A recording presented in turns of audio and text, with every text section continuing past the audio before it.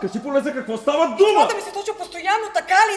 Не съм съгласна. Не съм съгласна. И нито дума повече. Не дай да викаш! Защо? Изненадваш психофизиката ми. Психо какво? Психофизиката ми. Моята. Къде? Вътре, тук.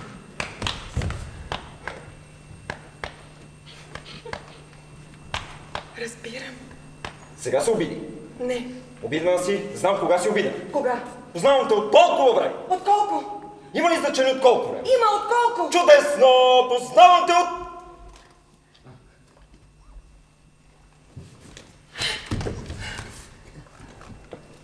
Течение ли стана? Какво да стане?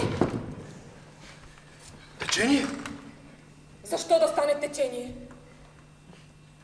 От вята. Някъде отворено. Никъде не е отворено. А от някъде дух.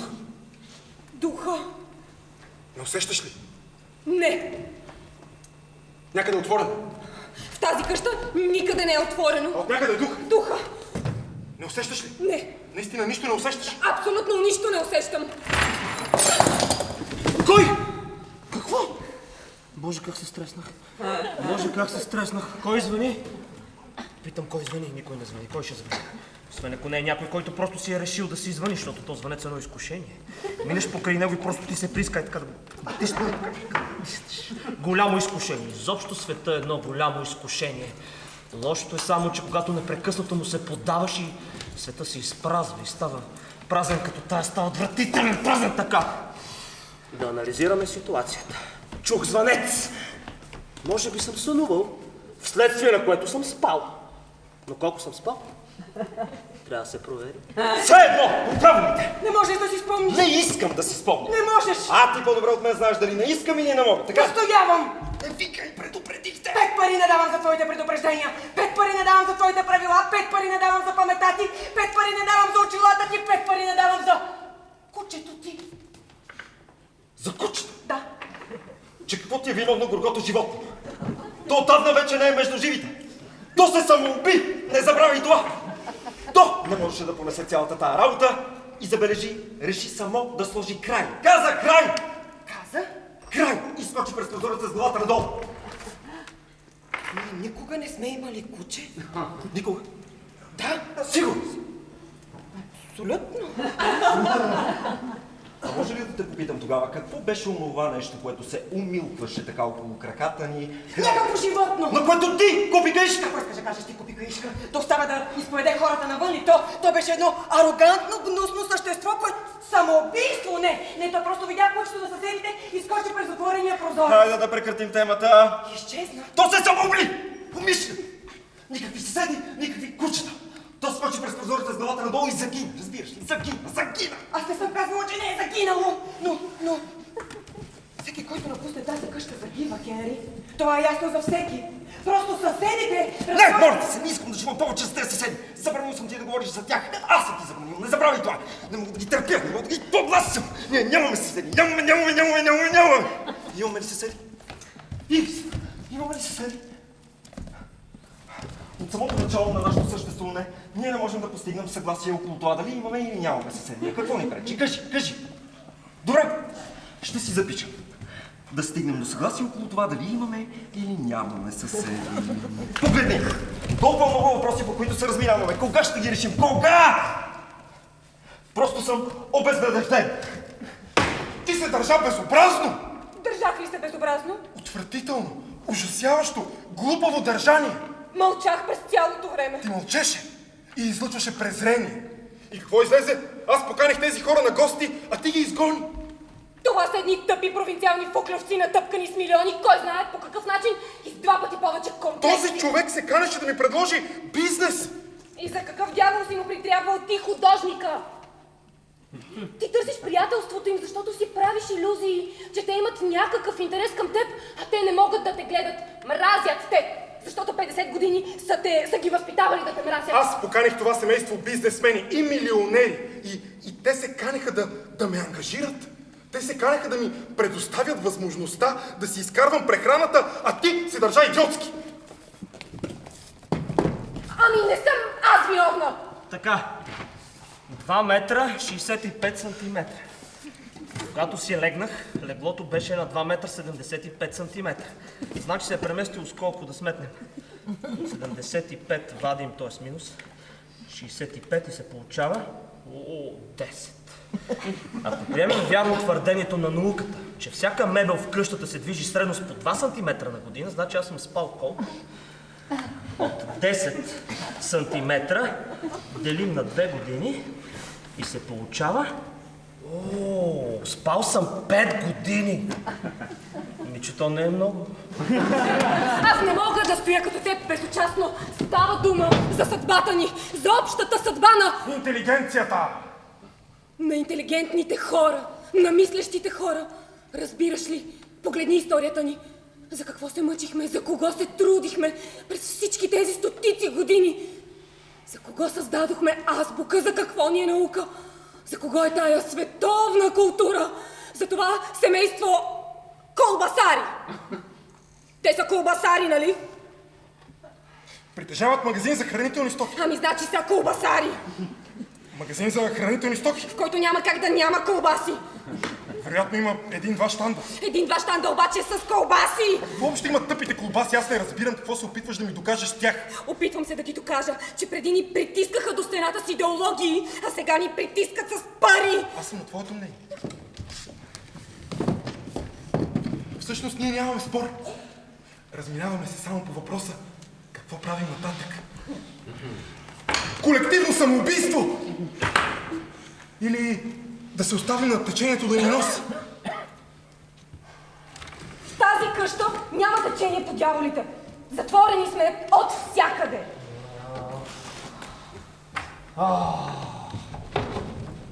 Кой ден сме днес?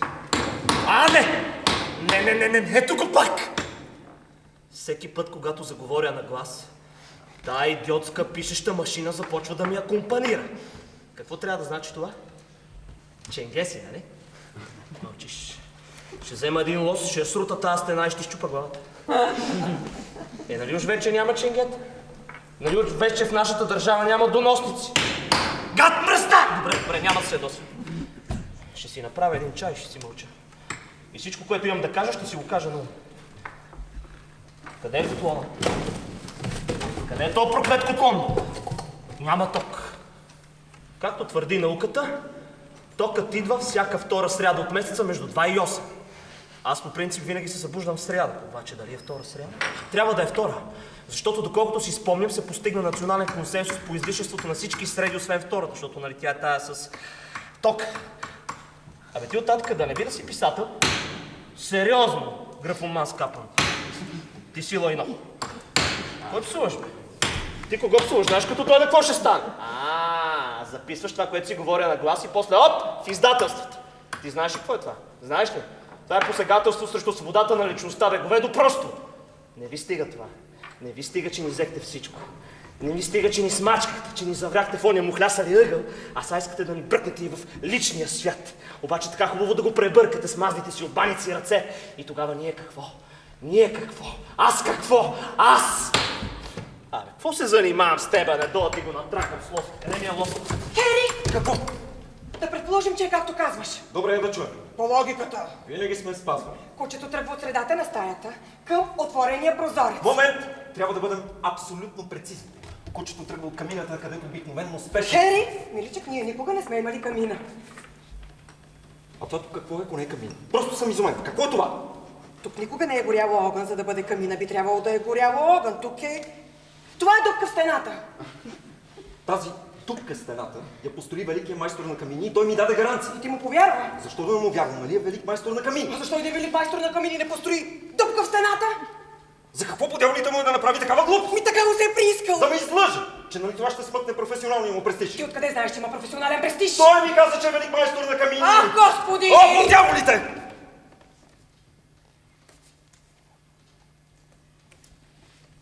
Хайде да оставим това на страна. Нека продължа. Моля те, не ме разсейвай. Усещам, че в този разказ има нещо извънредно важно. И аз искам да го споделя с теб. А когато ме разсейваш, просто усещам как започвам да редя някакви думички. Въпросът е в това, че в този разказ има същина. Нещо, което скача тези думички. Защо плачеш? Защото те обичам, Хенри. И ти трябва да свикнеш да живееш тази мисъл. Съвсем друга тема. Господи, съвършено друга тема. Нали ти искаш да разбереш всичко около великия майстор на камини? За кого разказвам? За свое собствено удоволствие.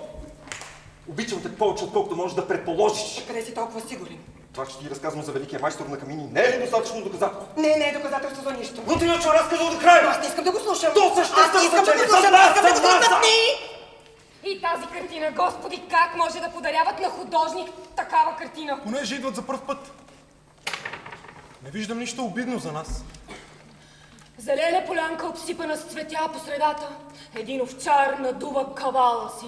Наоколо има 3 кротки овчици. По небето се носят облачета. Зад един храст дебне вълкът. Махни я! Ще я махна. Веднага. Махам. Позор е такова нещо да стои на нашата стена! Ей. Не бъди чак толкова горда с нашата стена. Нашата стена не е великата китайска стена.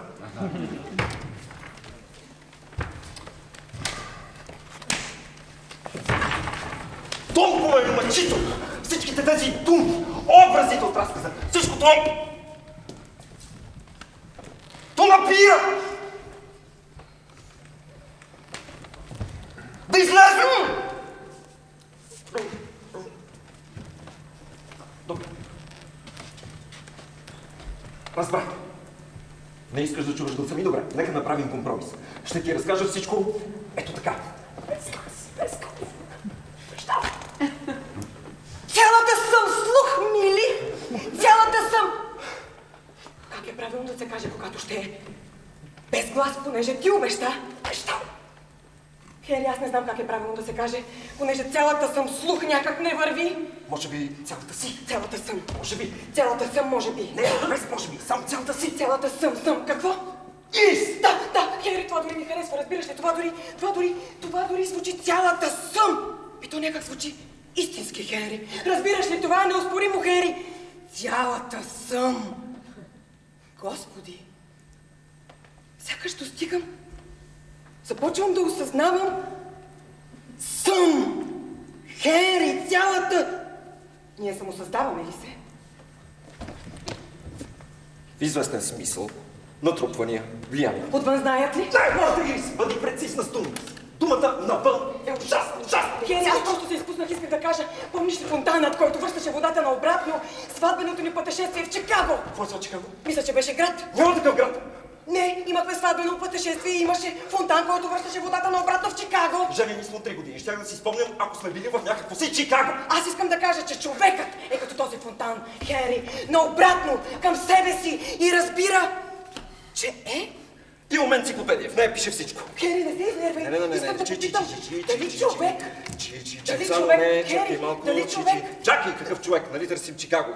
Човек започва с чол, ние търсим Чи. Да, но аз питам, моят въпрос е дали човек се чувства по-нещастен, когато разбере, че е, или обратното. Бих искал да разбера какво прави думичката балет сред думичките, които започват с Чи. На това искам да получа отговор. Искам да разбера, ще има ли край? Кога най-накрая ще спрат да пробутват на честния данъкоплатец някакви дефектни енциклопедики? Не, това е изумително. Това е изумително. Просто погледни. Тук, където трябва да пише балет, пише политика. Какво е това? А тук, където трябва да пише политика, какво пише? Попълнете сам! Какво да попълня? Що да попълня? Това да не е някаква кръстословица! Какво са ми преподали ти? Пробутват ти нещо, което трябва да ти служи за своя собствена справка, а всъщност справката им я правиш ти, без да се усетиш! Така ли? Добре. Айде сега да им покажем кои сме ние. Ей, сега ще им вратна една думичка. Ето така! Искам да я махнеш! Ще я махна!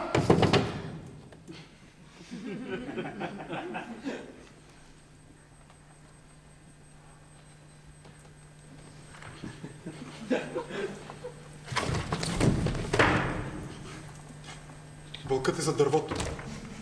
А къде трябва да бъде? Беше зад храста, сега е за дървото. Значи просто се е преместил. Как така просто? Ами писнало му е да наднича и зад храста. Как така му е писнал? Той е нарисувал. Ти искаш да ни доизнервиш, да ни досъсипеш? Разбирам какво искаш. Все едно е важно, че нещо се движи в някаква скапана картина, която дори не заслужава да се гледа. Няма ги! Няма вълк, няма дърво, няма овце, няма куче, има само овчар, който седи на средата и надува кавала си, сякаш нищо не е станало и като че ли ни вика. Усещаш ли как ни вика? Бе!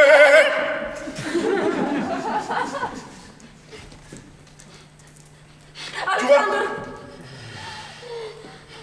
Трябва да се обадя. На кого? На полицията? Не, на гостите, на които ти изгони. Няма да се обаждаш на никого. Може да стане и по-зле. Просто свали картината, вземи ножицата и я нарежи на тънки парченца. Нарежи! Аз няма да я пипна, няма да я пипна! Дяволите, къде е този проклет лост? Какво е това? Какво е това?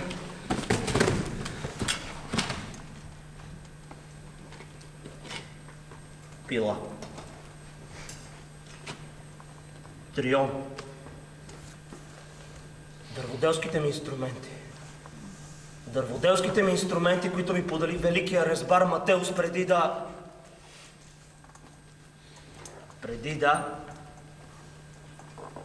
да... Не те ли интересува историята за резбаря Матеус? Не те интересува? Като взема лоста, ще заинтересува. Ето това е една история, която трябва да се разкаже. Защото този Матеус не беше просто гениален. Той беше незабележим. Невероятен. Той разбова едно слънце върху парче дърво. Закачи го на стената и това слънце топлеше стаята. Знаеш ли какво ставаше, когато някой пипнеше слънцето? Ръката му изгаряше и се получаваха пришки. Цялата махала се тълпеше да го пипа това слънце, защото махалата не вярваше. Как ще вярва? Като това беше една от най-простите махали. На тя и властта се тълпеше. С всичките и там професори, академици, критици, пипаха, и как иначе, като и те бяха прости като махалата. Но той аз го пипнах това слънце.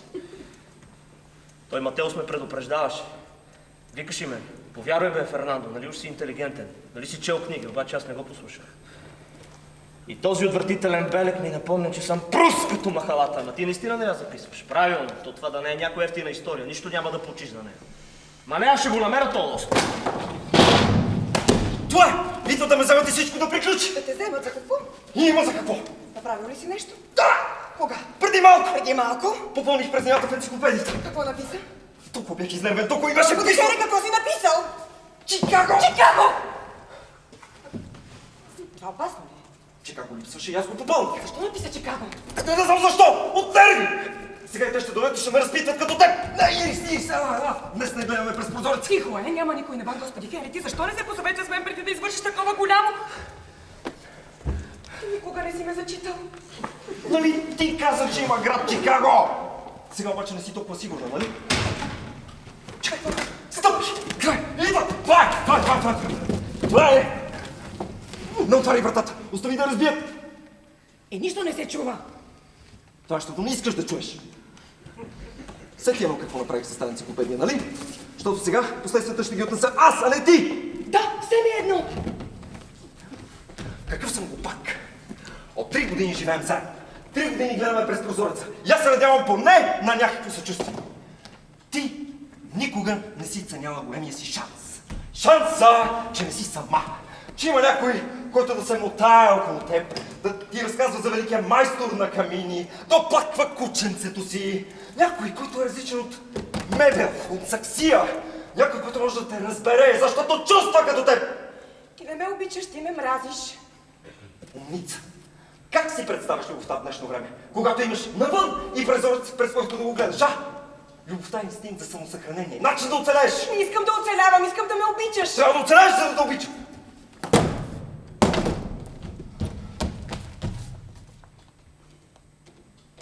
Хенри, от кога вратата на стената ни е нарисувана? Ти до сега ли го забелязваш? Просто не съм забелязала от кога вратата на стената ни е рисунка. Винаги е била имитация. Това е действителността. Каква действителност? Няма друга действителност, освен аз ти, тук и сега. Уверена ли си? А не ти ли се струва, че нашата действителност е изместена от друга действителност, която ти, аз, тук и сега нямат никакво място? Те се опитват да ни натикат в картината си. Искат да ни набутат в блудкавите си пейзажи, в бездарните си сюжети, където щастлив овчар свири на кавал, щастлива мелодия и щастливо куче спи в краката му, а наоколо плипкат щастливи овце и щастливия вълк наднича зад дървото и цялата тази идилия с цел да ни примами, да ни приспи, да притъпи сетивата ни. Но усетите ли, че ние не се предаваме? Ще ни натикат в рамката като затвор. Какво търсиш, Джована? Ножицата! Ще нарежа тази картина на тънки ленти! Не, аз ще го намеря този лост. Ще го намеря. Обаче преди това ще чуеш цялата история с кирливите си уши. Цялата история. Виждах как цялата махала потъваше в непрогледен мрак. А само в неговата стая беше ден. Светеше разбовеното слънце. И винаги му беше светло и топло. И никога не е зависел от някаква си втора сряда. От втори среди зависехме само ние. Ние, дето ръцете ни са изпъстрени с белези на неверие. Душите ни са потънали в махленска простотия. Зениците ни са претъпкани от излишни вещи, ненужни предмети, мухлясани хора. Господи! Хенри, Чувам те. няма ли никакъв изход от тук? Има. Само, че ти не ме остави да довърша разказа за великия майстор на камини. Разкажи ми. Добре. Добре. Той завърши камината. След това седнахме, наляхме малко вино, малко общи приказки и изведнъж кучето излезе изпод канапето и се шмугна в камината. Аз, голяма работа, нали? Какво? Не е запалена. Ще се повърти малко, ще се върна. Даже великият майстор на камини ми предложи да я запалим. Само че аз какво? Тук няма заради едната проба да си изгоре кучето. Я. След което ми направи впечатление, че то много често започна да влиза в камината. Всеки път, когато се връщаше, той имаше отчаян поглед. Със същия отчаян поглед, той ме захапваше за кръчова и започваше да ме дърпа. То ме дърпа, аз не! То ме дърпа, аз не! Накрая направих 2-3 крачки, ти стоеше на прозореца и влязох. Ирис, ти беше права. Това не е камин. Това е изход. Срещу нас има заговор. Някакви хора. Те говорят едно, а мислят друго. Те ни мразят. Оплашени са от нас. Ние имаме четки, бои, пространство. Достатъчно е само да достигнем до истината и можем веднага да я възпроизведем. Те пишат сценарии за един свят, в който няма място за нас. Пишат на тъмно, задраскват, пак пишат, трябва да се справят с нас, а може и да ни смажат. Та нали ние сме смъртно уморени? Уморени сме. Ръцете ни са в джобовете, всеки отнема въздуха на другия, защото си мисли, че ще се справи сам. Силите ни изчезват, устните ни пресъхват. Ето, виждам и разбирам и...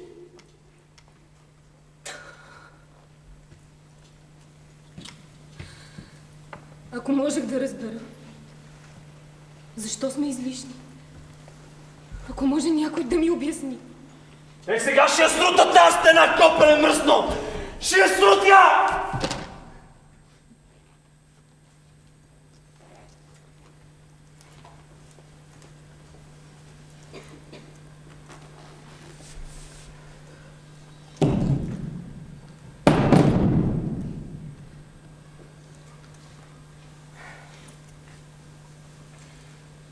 Той вече беше направил картината с пътя.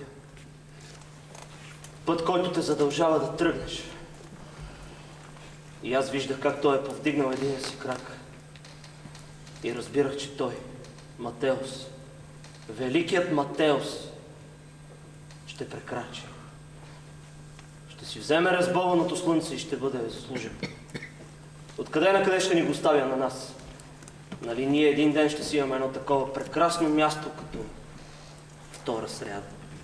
Обаче преди да направи това, което направи, Матеус ми даде инструментите си и ми каза: Фернандо, твой са, създавай. И от тогава се заклех да ги пази като реликва, като най-скъп спомен. Ясно беше, че от мен разбар няма да стане, поне да ги опазя. Ето как ги опазих. Страхотно ги опазих. Разпилени въгъла, като живота. Да ги прескачат плъховете, като живота ми. Да ги посират мухите, както ми посраха живота. От край до край ми посраха живота. С велики идеи. Живота ми. С дебати, с комисии. Моя живот. С диспути. Собствения ми живот. С всенародни изказвания. Личния ми живот. Къде ми е сега живот? Къде е? В какво съм се превърнал аз? Какво съм аз? Кой съм? Ти от другата страна си мислиш, че знаеш кой съм. Лъжеш се. Аз съм просто едно малко обяснимо нещо. Нещичко. Толкова нещичко, че почти нищо. Нищо.